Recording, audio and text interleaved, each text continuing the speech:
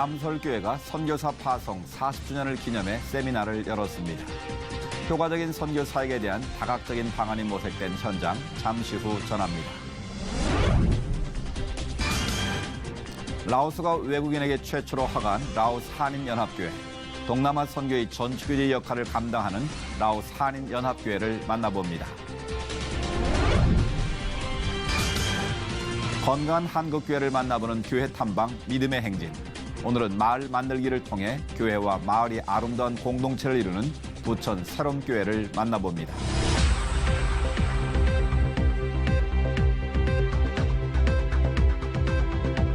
안녕하십니까. 양인순 목사입니다. 교육부에서 내놓은 2016 교육 통계자료에 따르면 초, 중고등학교 학생 수는 감소한 반면 다문화 초중고생은 지난해보다 20% 증가했다고 합니다. 이 추세는 앞으로도 계속될 전망인데요. 그야말로 다문화 세대가 주인공이 될 대한민국. 통합과 이해, 관용과 사랑에 대한 실제적인 훈련이 더욱 필요해졌습니다. 첫 순서 교계 뉴스부터 전해드립니다. 남서울교회가 선교사 파송 40주년을 기념해 세미나를 개최했습니다. 선교사를 포함한 타문화권 활동가들을 돌보기 위해 창립한 하트스트림의 대표 로이스 다즈 박사가 주강사로 나서 선교사들이 효과적인 사역을 할 수 있는 방법을 소개했습니다. 유성원 기자가 보도합니다. 남편 로렌스 다즈 박사와 함께 아마존 정글에서 13년 동안 선교 사역을 했던 로이스 다즈 박사.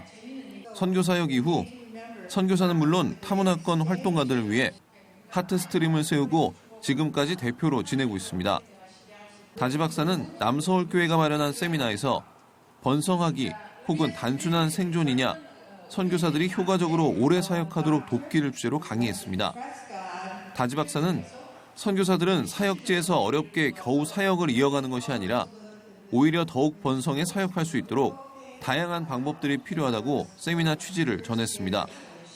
So our purpose is to teach that missionaries should not only survive, but they should thrive, and that the church and the mission organizations can care for them in a way that they will live a long time and be most effective. 강의에 나선 다즈 박사는 사역지에서 멤버를 돌보기 위해서는 철저하게 다른 경험을 이해하기 위한 경청을 비롯해 자신의 책임과 하나님의 책임을 구별하도록 돕기, 통찰과 감동을 얻기 위해 문제가 됐던 관계와 경험 재현해보기 등 구체적이고 실질적인 전략을 제시했습니다. 특히 은퇴를 앞둔 한국 선교사들에게는 그동안 쌓은 노하우와 지혜를 새로운 방향으로 교회를 세우는 일에 계속 쓰임받을 수 있게 되기 바란다고 조언했습니다. Well, my hope would be, instead of the idea of retiring, that you ask God for a new purpose. So though you may come back to your home country, your ministry for the Lord continues. Because now you're older, wiser, you have many gifts to give back to the church. So my desire is not just retire. 한편 남서울교회는 세미나 후에 선교사 파송 40주년 기념식과 홈커밍데이, 감사예배 등을 진행하고 9월 4일 주일에는 콜린 데니스 선교사를 초청해 선교축제 주일로 지킨다는 계획입니다. C채널 뉴스 유성훈입니다. 이번에는 나라 밖 소식입니다. 경제가 어려워지면 기업은 두 가지 모습을 보인다고 합니다.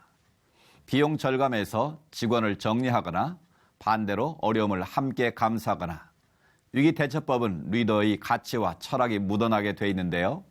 기업에 찾아온 위기를 섬김과 사랑으로 넘긴 CEO가 있습니다. 미국에서 전해온 소식입니다.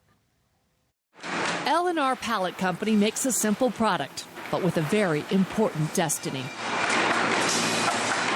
These pallets transport most of what we use every day, but they also serve an even greater purpose for second-generation business owner James Reuter. We had a tremendous amount of turnover. We would go through years where we had 300% and 400% turnover. And that means you're hiring 6 to 10 people a week trying to staff a place. We'd reached a place in time where I felt this business couldn't grow, and it was from a staffing perspective. I couldn't see the possibility of expanding and taking on extra responsibility because we were having a hard time getting people to come to the front door. At the same time as God is working on me and tenderizing me, I decide to look at the refugee community as a possible source or a stream for employees. From stagnation to a vibrant, thriving business that started with 7 refugees from Burma to now 81, and they are loyal, grateful employees. I think it's safe to say this pallet company has a new purpose. It's people. What we decided to do by pouring into the people actually turned out to show up on the bottom line.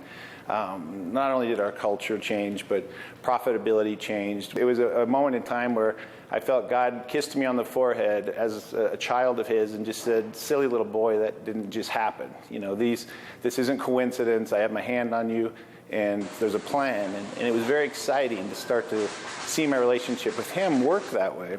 L&R Pallet Company evolved into this factory of hope, filled with self-reliant, confident men and women who otherwise would be living in poverty. I have been here about 1 year. I think about the opportunity here. The boss, they give us an opportunity. They let us people from Burma, so I love that. They pay a good money, so they give a good job. It's a good boss. A lot of times business owners want you to leave your problems at home, give you a hard day's work, and leave. And I used to be that way. But now we actually encourage them to bring your problems and what don't you understand? What are you confused about? We bring in lenders and help them improve their credit, understand how to establish credit. We're helping them buy homes by getting them involved in the affordable housing programs here in Colorado. We are fumigating their houses for them because they're in low-income areas where they've got different kinds of bugs and stuff. And these are ministry opportunities for us to go in and do something. So he take care about us, people from refugee camp, so we love him. I think about I'm working here for 30 years, maybe more than that. What I started to do is pray to the owner of this company and say, "Lord, bring to my company who you want to work here, who you want to have refuge." I feel very blessed that the Burmese people have been introduced into my company, and I can go right outside my office door and impact families and lives and make a difference. Reuter's father started this business in 1974. He had no idea it would become a place of refuge, producing more than these pallets, but people with hope. I'm Stephanie Riggs for CBN News in Denver. 다음 소식입니다. 동남아 국가 중 최근 가장 많은 변화를 나타내고 있는 것을 꼽으라면 미얀마와 라오스가 아닐까 하는데요. 특별히 라오스는 동남아 선교 전축의 역할로 주목받고 있는데요. 라오스의 김기주 선교사님 연결해서 자세한 말씀 나눠보겠습니다. 선교사님 안녕하십니까? 네, 안녕하십니까. 라오스 김기주 선교사입니다. 네, 반갑습니다. 선교사님은 라오스 최초의 한인교회를 심어 계시다고 들었습니다.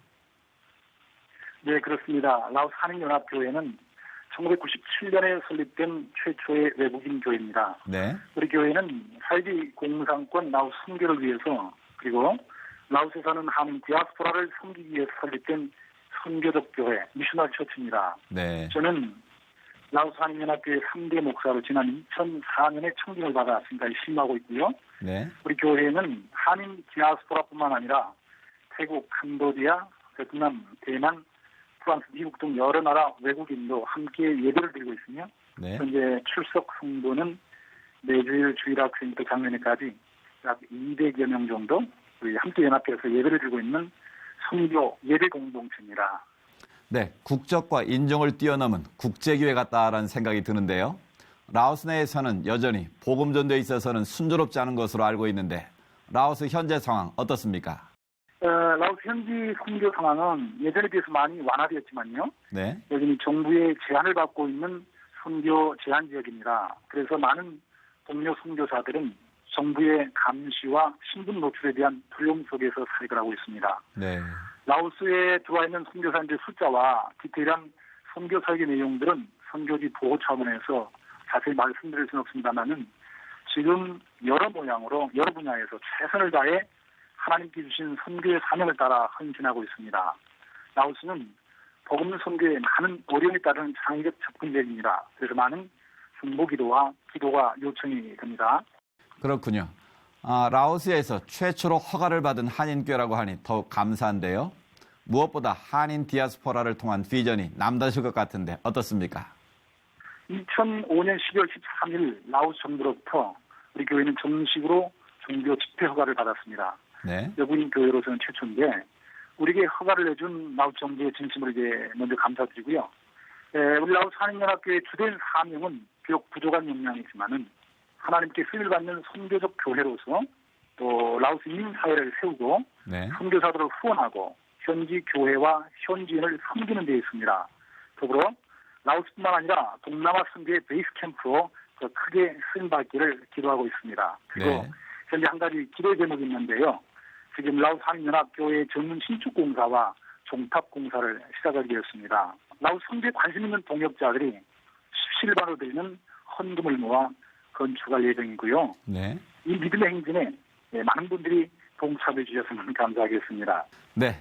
동남아 선교의 전초기의 역할을 지금까지도 해오셨는데요. 앞으로도 라오스 한인교회가 그 역할을 잘 감당할 수 있기를 저희도 함께 기도하겠습니다. 선교사님, 오늘 말씀 감사합니다.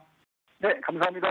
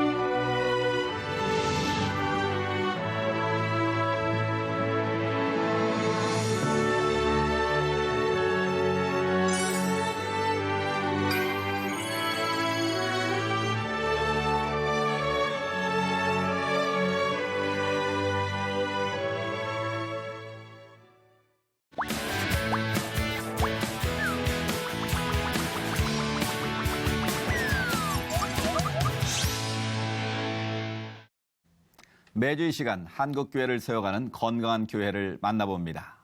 교회 탐방 믿음의 행진, 오늘 이 시간에는 지역 주민과 함께 마을 공동체를 이끌고 있는 부천 새로움교회 이원돈 목사님 모시고 말씀 나눠보겠습니다. 목사님 나와주셔서 감사합니다. 반갑습니다. 멀리 부천에서 오셨는데요. 부천 새로움교회가 있는 지역과 교회를 간단히 소개해 주시면 감사하겠습니다. 네, 우리 부천 새로움교회는 부천 완미구 약대동에 있는 그런 이제 작은 교회인데요. 그 부천 원미구 약대동은 서민들이 좀 많이 사셨던 곳이고 네. 서민들과 또 공단에 작은 공단에 있는 이제 분들이 이렇게 어울려서 사는 이제 서민 지역으로 출발했는데 네. 최근에는 많은 변화가 있는 그런 지역이라고 할 수 있겠습니다. 그렇군요. 네. 그래서 본격적인 마을 만들기를 시작하신 것 같은데요. 네. 먼저 마을 만들기라는 개념 자체가 좀 생소한데 좀 소개해 주시면 좋겠습니다. 네. 저희들이 그동안에 이제 그 산업화 시대를 이제 지내왔는데 산업화 시대는 아무래도 이제 산업 생산에 이제 집중을 했던 시절인데 이제는 그 산업화 시대가 이제 저물어 가고 네. 이런 생산이나 공장, 공단 중심의 이런 사회가 아니라 지역 사회와 마을이 강조되는 네. 그런 이제 생태 사회로 들어가고 있어서 거기에 이제 맞춰 저희들이 이제 목회를 했다고 볼 수 있겠습니다. 그렇군요. 그런 마을이 되도록 하기 위해서는 오랜 시간이 좀 필요했을 것 같은데요. 네네. 그런 마을 만들기에 단계가 있을 것 같은데 어떤 과정을 통해 이루어져 가고 있는지 소개해 주시죠. 네네.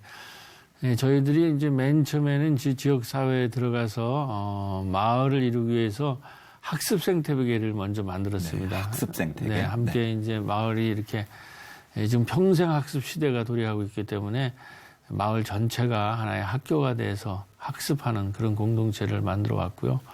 두 번째는 이제 그것이 좀 발전해서 2013년에 이제 협동조합의 세계 협동조합의 해를 중심으로 해서 네. 저희들이 이제 마을 협동조합을 이제 만들어서 협동조합을 중심으로 한 이제 복지 생태계를 저희들이 만들어 왔고요.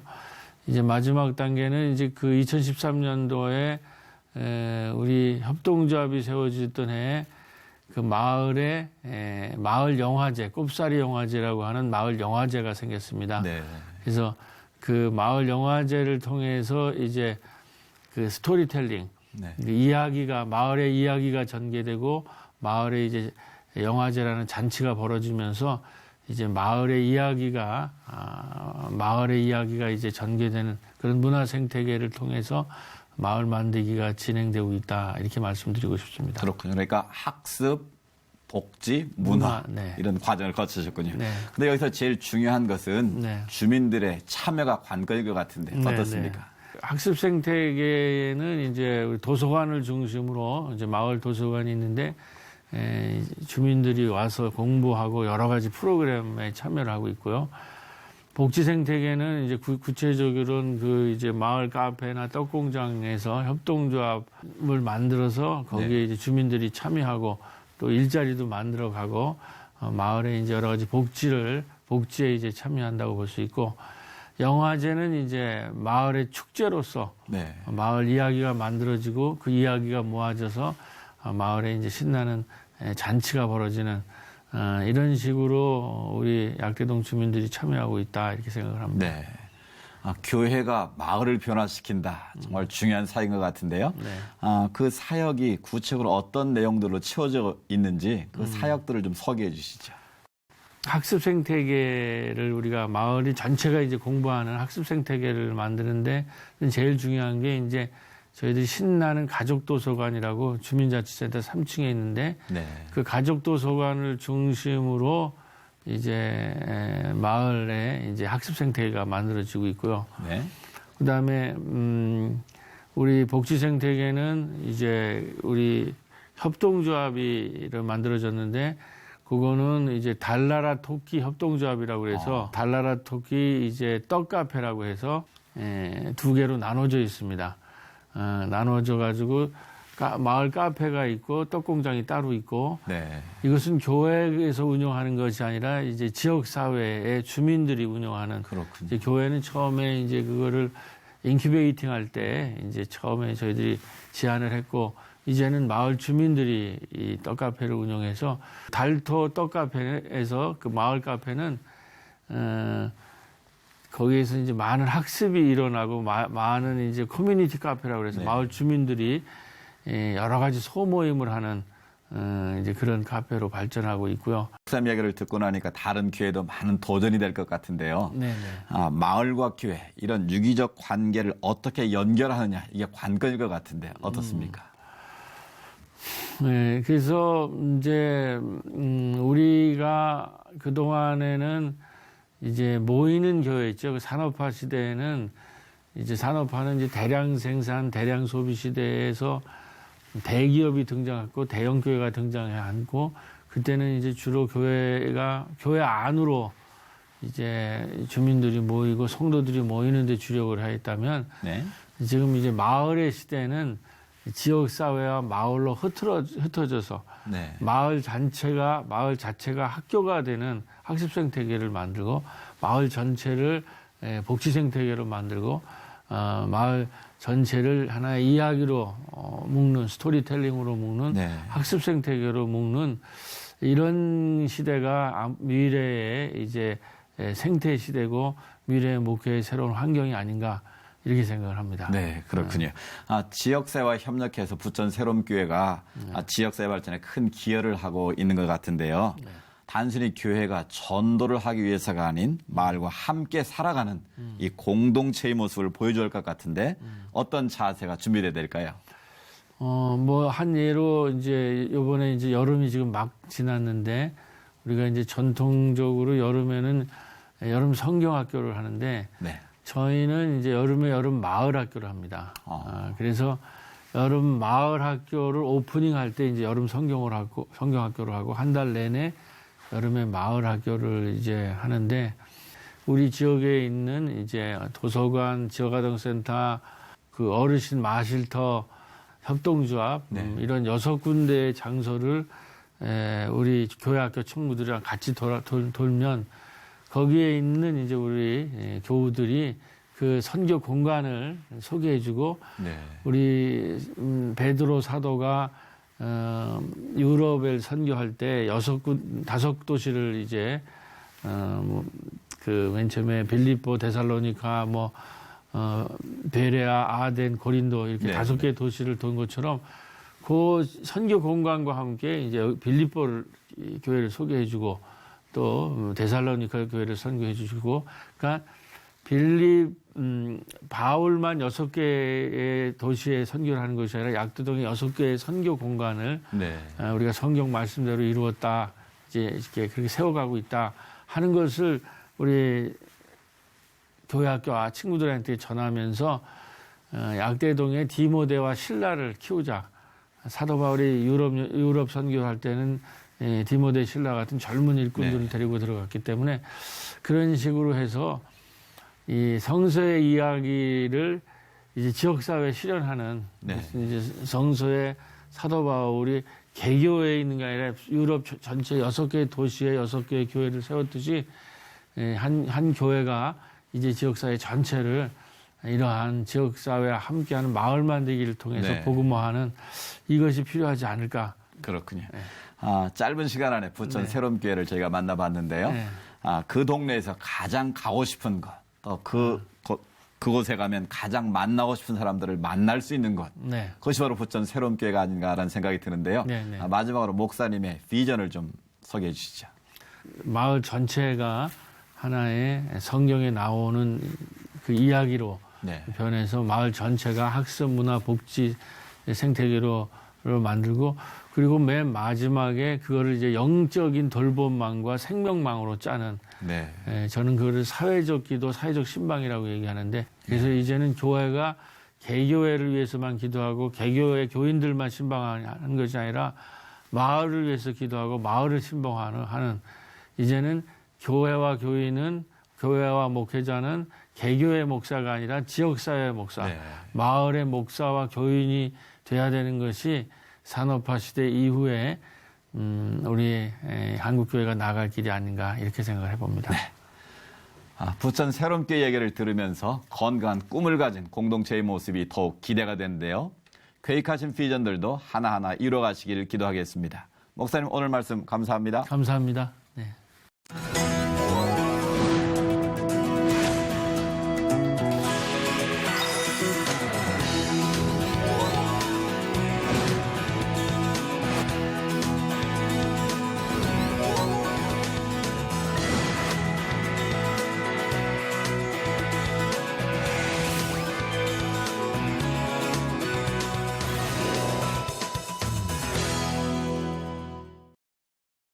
(2017년) 정부 예산이 사상 처음으로 400조 원을 넘게 됐습니다. 개인이건 국가건 살림을 잘하기 위해서 필요한 게 예산을 세우는 일인데요. 불필요한 계획은 없는지 꼼꼼히 점검해 봐야겠습니다. 시철 매거진 굿데이는 시청자 여러분과 함께하는 방송입니다. 좋은 의견 있으시면 아래 전화번호와 이메일로 연락 주시고요. 인터넷을 통해서도 방송을 다시 보실 수 있습니다. 오늘 순서는 여기까지입니다. 시청해주신 여러분 고맙습니다.